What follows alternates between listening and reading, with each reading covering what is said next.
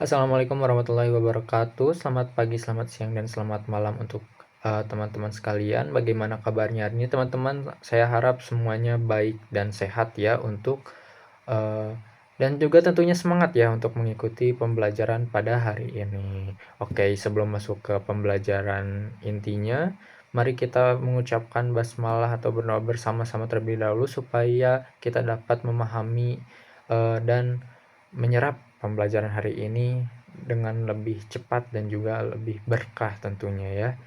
Oke, kita berdoa, kita ucapkan basmalah bersama-sama. Bismillahirrahmanirrahim. Oke, teman-teman sekalian, pada kesempatan kali ini kita akan membahas suatu topik nih yang menarik dengan judul integrasi PBL dalam pembelajaran abad 21 untuk meningkatkan kemampuan analisis dan problem solving. Nah, nah di sini kita akan mengetahui dulu nih apa itu konsep dari pembelajaran abad 21. Nah, teman-teman, di pembelajaran abad 21 ini ada 4 keterampilan nih yang ditekankan. Yang pertama adalah critical thinking atau berpikir kritis, lalu ada creative thinking atau berpikir kreatif, lalu ada communication atau komunikatif, lalu yang terakhir adalah collaboration atau kolaboratif. Nah, teman-teman, empat keterampilan ini adalah hal yang diutamakan gitu di pembelajaran abad 21 ini.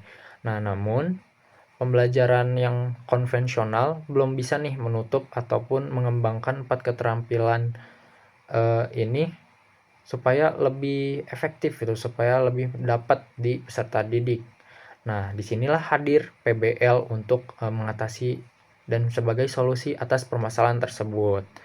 Nah, PBL ini merupakan pembelajaran yang berpusat pada masalah nyata, itu dimana nanti peserta didik akan belajar secara aktif dan juga kolaboratif itu dalam memecahkan masalah yang ada itu. Nah, karakteristik utama dari PBL ini sendiri adalah PBL ini sendiri adalah mengutamakan masalah gitu sebagai proses pembelajarannya. Nah, di situ akan terjadi proses berpikir nih dari peserta didiknya. Nah, peserta didiknya juga akan menjadi pengambil keputusan utama karena mereka akan berdiskusi, mereka akan menentukan solusi mana yang menurut mereka terbaik. Nah, mereka juga akan tentunya kolaboratif karena akan dilakukan dalam bentuk kelompok kecil. Nah, dan juga akan terjadinya nih proses berpikir dan juga hasil karya. Jadi bukan hanya jawaban saja, tetapi juga ada hasil gitu yang bisa diperlihatkan atau disajikan. Nah, selanjutnya ada integrasi nih PBL dalam pembelajaran abad 21. Tentunya tadi PBL ini dapat memberikan kontribusi yang efektif dan signifikan ya untuk pembelajaran abad 21 ini. Antara lain yang pertama ada analisis kritis. Nah, karena peserta didik pada PBL ini peserta didik akan mengevaluasi informasi, mereka akan mengidentifikasi nih inti masalahnya itu apa dan juga tentunya mengemukakan solusi gitu ya. Lalu yang kedua adalah problem solving. Nah, peserta didik nanti akan merancang solusi kreatif mereka baik perorangan maupun nanti didiskusikan ya solusi terbaik yang akan digunakan untuk mengatasi masalah tersebut. Nah, strategi implementasi ini yang berbasis masalah, berbasis simulasi nyata, diskusi kelompok dan juga presentasi kelompok tentunya akan memberikan manfaat yang secara signifikan gitu untuk peserta didik, baik proses berpikir mereka maupun praktis. Nah, itulah yang menjadi manfaatnya ya, yaitu memperkuat identifikasi masalah dan analisis masalah mereka secara mendalam gitu. Mereka bisa mengidentifikasi dan mereka bisa menganalisis sesuatu hal secara mendalam. Lalu mereka juga bisa mengasah keterampilan gitu, merumuskan solusi yang kreatif, inovatif maupun yang aplikatif. Nah, selanjutnya mereka juga bisa melakukan kolaborasi gitu karena ini dilakukan secara tim gitu sehingga mereka bisa bekerja sama dan membangun komunikasi yang efektif di tim mereka.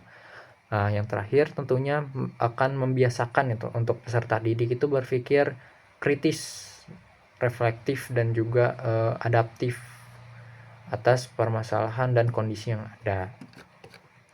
Nah, untuk mengimplementasikan, mengintegrasikan PBL ini ada banyak hal untuk menjadikannya menyenangkan itu. Beberapanya seperti kita bisa memberikan masalah melalui permainan. Salah satunya adalah Mentimeter. Nah, dengan Mentimeter kita bisa melakukan presentasi yang interaktif, di mana salah satu fiturnya adalah dengan kita memberikan polling. Nah, di situ bisa terlihat ya bahwa peserta didik nantinya akan bisa melakukan polling yang efektif dan juga tentunya aplikatif tentang permasalahan yang ada. Di sana mereka bisa berdiskusi apa saja pilihan solusi yang ada, dan juga tentunya mereka akan memilih gitu. Akan adanya proses bertukar pikiran tentang solusi yang mana yang harus mereka gunakan. Nah, ada juga proses studi kasus ini ya, atau permainan studi kasus, di mana peserta didik nantinya akan diberikan sebuah studi kasus, sebuah permasalahan yang harus diselesaikan, yang harus dikerjakan secara bertim maupun perorangan untuk mencari solusi itu atas permasalahan atau studi kasus yang diberikan, sehingga akan adanya proses berpikir secara kreatif dan juga kritis, dan menghasilkan hasil yang bisa dipresentasikan di depan kelas seperti itu.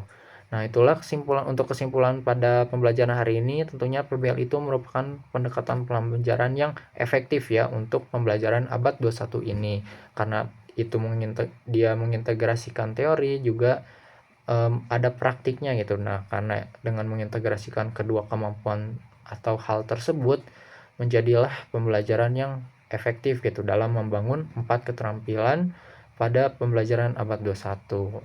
Nah, karena itu metode ini juga menyiapkan peserta didik untuk menghadapi tantangan kompleks di dunia nyata saat ini. Dengan begitu, dengan mengimplementasikan PBL secara konsisten, kita juga dapat menjadikan strategi-strategis ini dalam mengembangkan kompetensi abad 21 secara menyeluruh dan juga mendalam. Seperti itu saja untuk pembelajaran atau materi pada kesempatan hari ini. Sebagai bahan refleksi, silahkan kalian pahami kembali secara mendalam apa itu problem solving dan bagaimana hal itu penting itu untuk pembelajaran abad 21 itu, seberapa pentingnya itu untuk berbagai pihak ataupun diri Anda sendiri. Oke, mungkin segitu pembelajaran hari ini. Terima kasih, semoga bermanfaat. Wassalamualaikum warahmatullahi wabarakatuh.